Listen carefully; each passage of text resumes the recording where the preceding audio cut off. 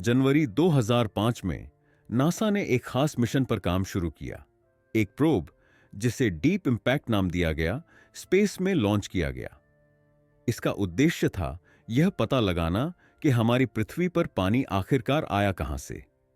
इस प्रोब ने 27 करोड़ किलोमीटर का सफर तय कर एक धूमकेतु के पास पहुंचकर कई सदियों पुरानी पहेलियों को सुलझाने की शुरुआत की। पूरी यूनिवर्स में पृथ्वी ही एकमात्र ऐसा स्थान है जहां जीवन मुमकिन है। ऐसा लगता है जैसे यह पूरी तरह से इंसानों के लिए ही डिजाइन की गई हो। यहां पानी, खाना और ऑक्सीजन जैसी हर जरूरी चीज मौजूद है। पर 5 अरब साल पहले न पृथ्वी थी और न ही हमारा सौरमंडल। जहां आज हमारा प्लैनेट है, वहां गैस और धूल से भरा एक विशाल बादल मौजूद था। इसे मॉलिक्यूलर क्लाउड कहा जाता है।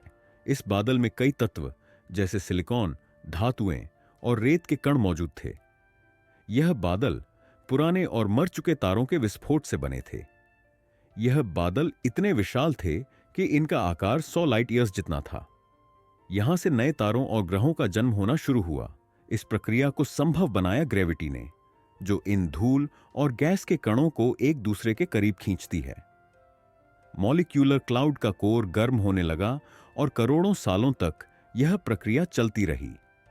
अंततः इस कोर ने एक विशाल अग्निपिंड यानी हमारे सूर्य का रूप ले लिया। इसके आसपास बचे कण और गैसें घूमने लगीं और धीरे धीरे ग्रहों का निर्माण हुआ। 1970 और 1980 के दशक में रेडियो और इंफ्रारेड टेलीस्कोप्स की खोज ने इस प्रक्रिया को समझने में बड़ी मदद की। वैज्ञानिकों ने देखा कि मॉलिक्यूलर क्लाउड के अंदर नए तारे बन रहे हैं। लेकिन ग्रह बनने की शुरुआत कैसे होती है, इसका जवाब 2003 में इंटरनेशनल स्पेस स्टेशन पर किए गए एक एक्सपेरिमेंट में मिला। एस्ट्रोनॉट्स ने देखा कि कैसे छोटे छोटे कण स्पेस में एक दूसरे से चिपकने लगते हैं। ठीक इसी तरह 45 अरब साल पहले मॉलिक्यूलर क्लाउड में छोटे कण मिलकर बड़े झुंड बनाने लगे।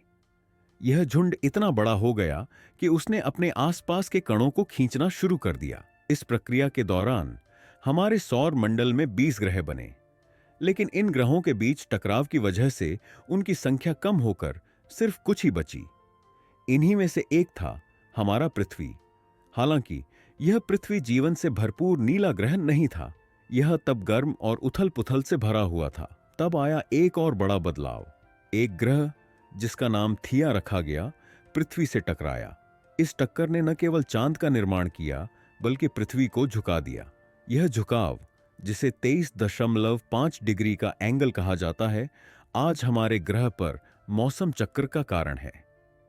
थिया की टक्कर और चांद के निर्माण ने पृथ्वी को जीवन के लिए तैयार किया। पृथ्वी का कोर, जो पिघले हुए लोहा और निकल से बना है, ने एक मैग्नेटिक फील्ड पैदा किया। यही मैग्नेटिक फील्ड सूरज से आने वाले खतरनाक रेडिएशन को रोकती है और जीवन को सुरक्षित बनाती है।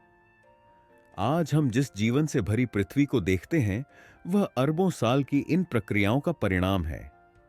यह एक याद दिलाती है कि हमारी पृथ्वी कितनी अनमोल और अद्भुत है।